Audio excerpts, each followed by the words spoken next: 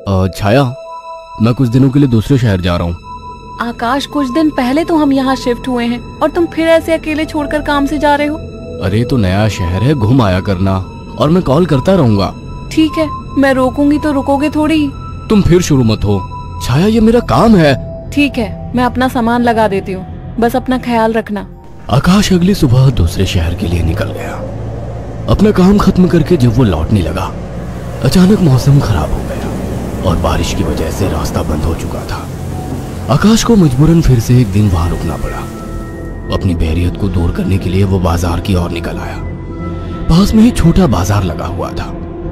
आकाश आधा बाजार घूम चुका था, तभी वहीं उसे एक काफी बुजुर्ग आदमी निराश बैठा दिखा। उसके पास दो छोटी छोटी मूर्ति और एक थोड़ी बड़ी मूर्ति थी, जिस पर काफी अच्छी कारीगरी की हुई थी। बाबा, आप क्यों परेशान हो? कुछ नहीं बाबूजी, बस सुबह से कुछ भी नहीं बिका। अरे बाबा, आप परेशान ना हो। ये मूर्ति कितने की है? एक काम कीजिए, ये 2000 रुपए है, ये मुझे दे दीजिए।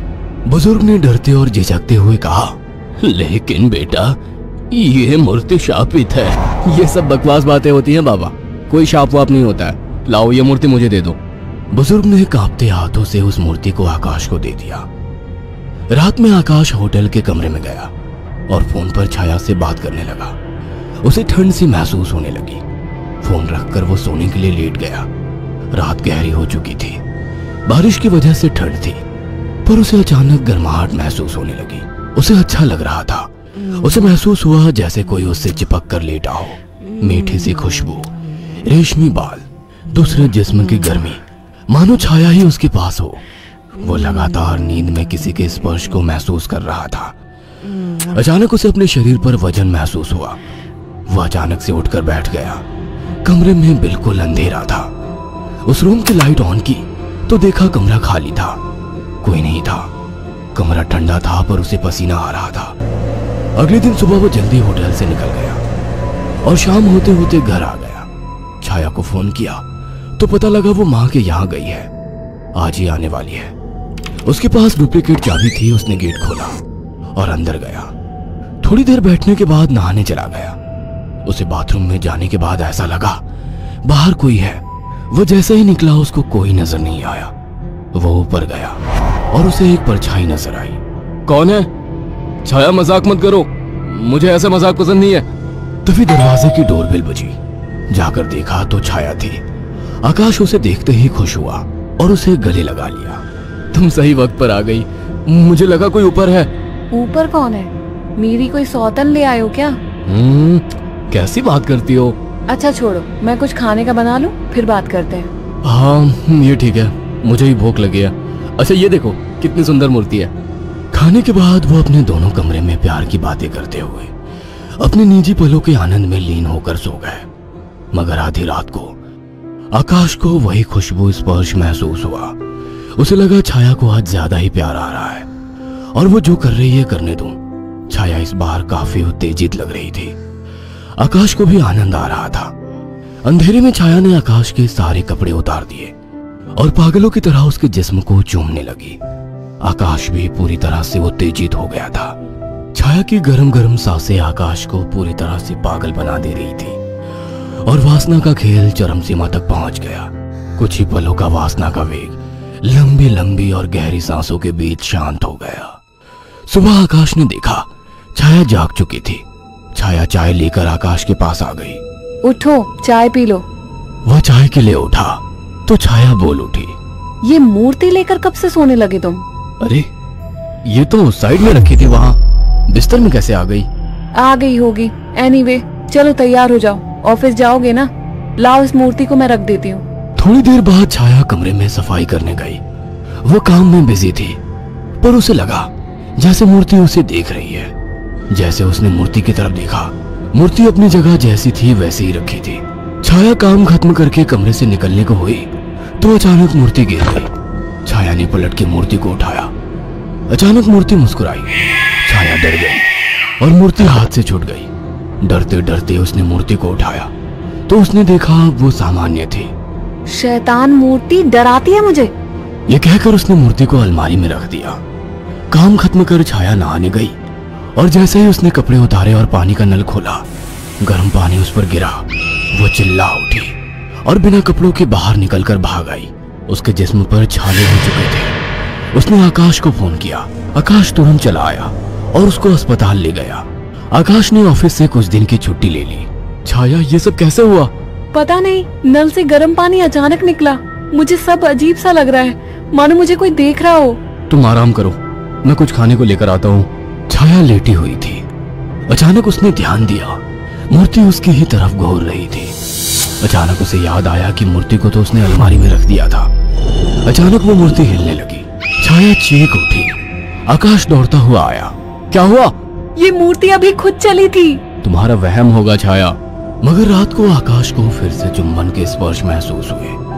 वो नींद में था और चाह के आंखें नहीं खोल पा रहा था, परंतु आकाश को चुंबन के स्पर्श उत्तेजित कर रहे थे। उसके मुंह से आवाजें निकल रही थी।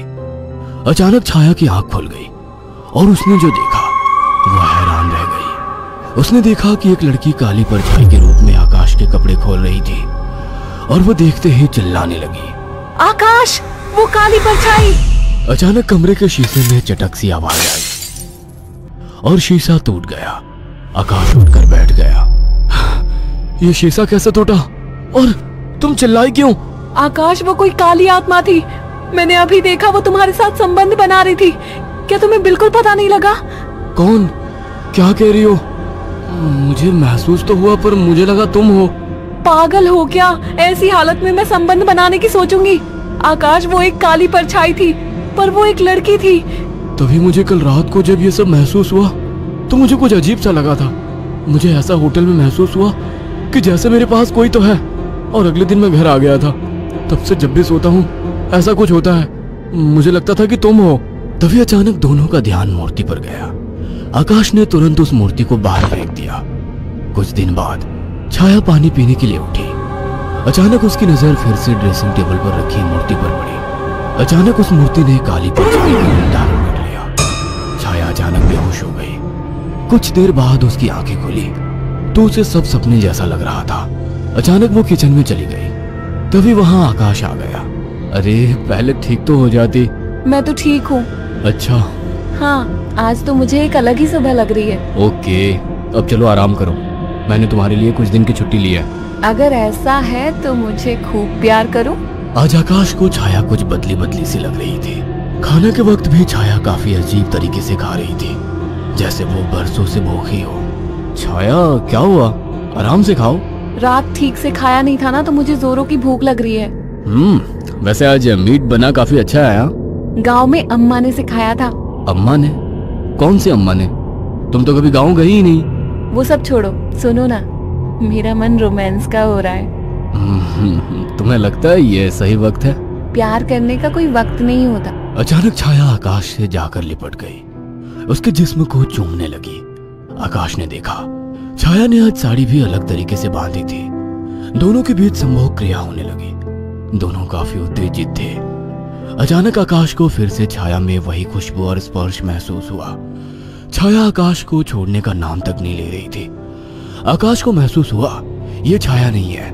आकाश ने एक झटके से छाया को धक्का दे दिया। रुक क्यों गए? प्यार करो मुझे, रुक क्यों गए? आवाज में भारीपन था। आकाश की आंखें बंद थी, पर जैसे ही उसने आंखें खोली, जिसमें छाया का था लेकिन चेहरा किसी और का था। आकाश ने कांपती आवाज में कहा, मेरी बीवी कहाँ है? छाया के चेहरे के हाव भाव बदलने लगे। उसका चेहरा सफेद और आंखें काली थी। वह गुस्से में बोली, मुझे पसंद नहीं थी वो, मार डाला उसे। अचानक वो एक परछाई में बदल गई। उसने अपने लंबे और पहने दांत आकाश की गर्दन में गाड़ दिए। आकाश एक दिल दहला देने वाली चीख के साथ शांत पड़ गया। कुछ दिनों बाद जब घर से बदबू आने लगी तो पड़ोसियों ने पुलिस को बुलाया तो देखा दोनों की लाश बहुत बुरी तरह से कटी पड़ी है और सड़नी शुरू हो चुकी थी। पुलिस को लाशों के पास से वो मूर्ति मिली थी। अगर आपको हमारी ये कहानी पसंद आई हो तो इसे लाइक और शेयर करना ना भूलें।